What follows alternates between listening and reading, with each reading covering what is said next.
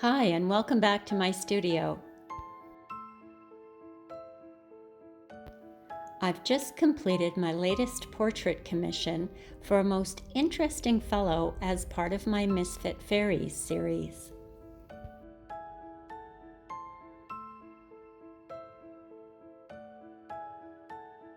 Allow me to tell you the little bit I learned about him from our brief encounter.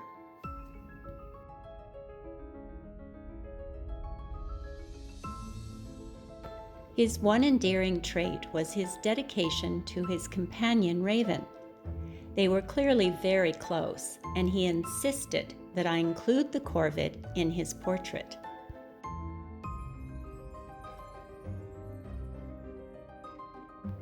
An animal lover myself, I was more than happy to do so. While I won't go so far as to say we bonded over the bird, it was my one inroad to reaching him, however tenuous.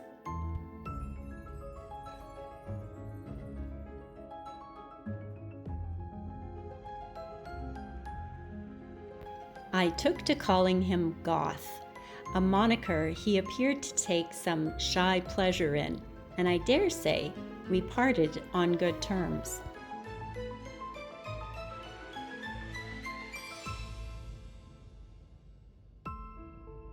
He was the brooding, quiet type. In fact, he was so quiet I didn't even realize he was in my studio initially until I nearly knocked him over reaching for a pencil. I'm not embarrassed to tell you, he gave me quite a fright.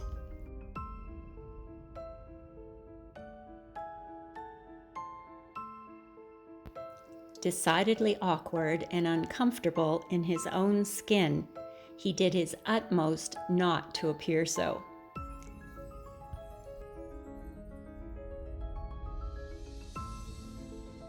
Clipped, monosyllabic responses to any attempts at conversation, and a manner that was generally sulky and sullen led me to deduce I was dealing with an adolescent.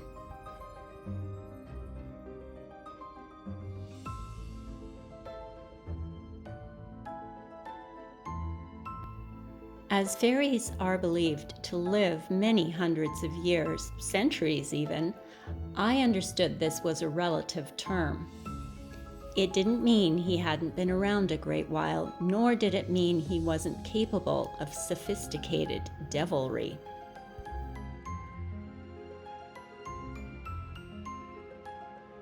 I still had to keep my wits about me.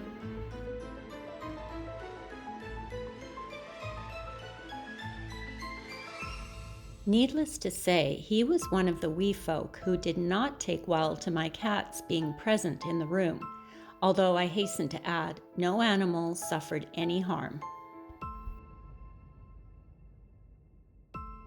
That is, of course, unless you count hurt feelings on the part of my two cats.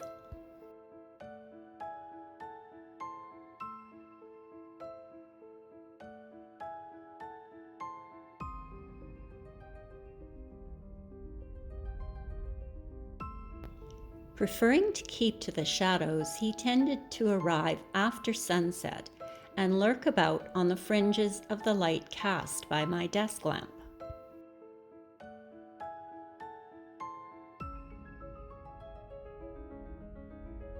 As it's my preference to do any creative work in the morning, this necessitated I change my normal habit.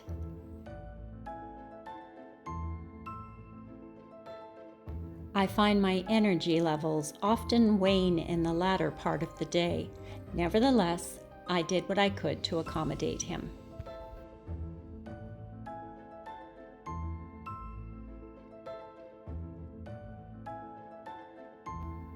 After the chaos my last two clients seemed to thrive in, his quiet demeanor was a pleasant change.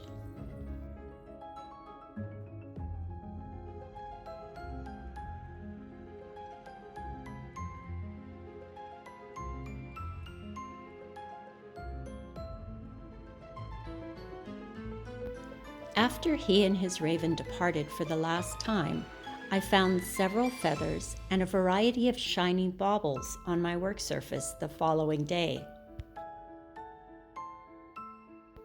I can only surmise they were left as payment for services rendered.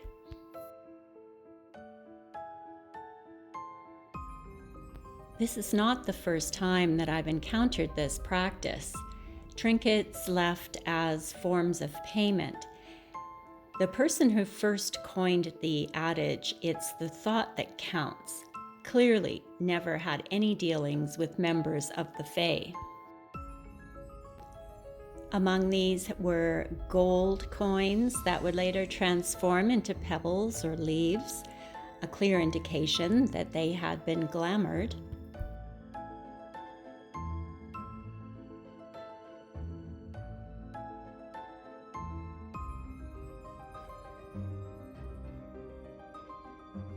One day soon, I will share with you some of the other more, shall we say, inventive forms of payment I've received. For now, it matters little because none of them are recognized as legal tender in my mortal world.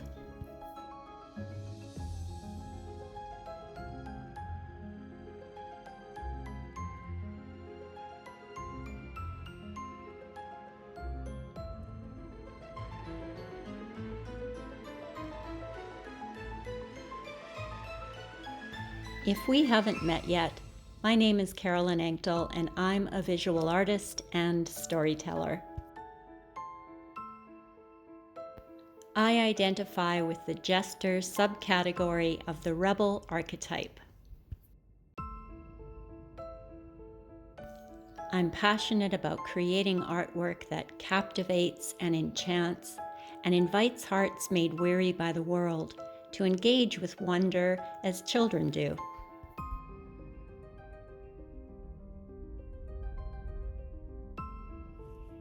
Thanks for joining me today. I'll be back again soon.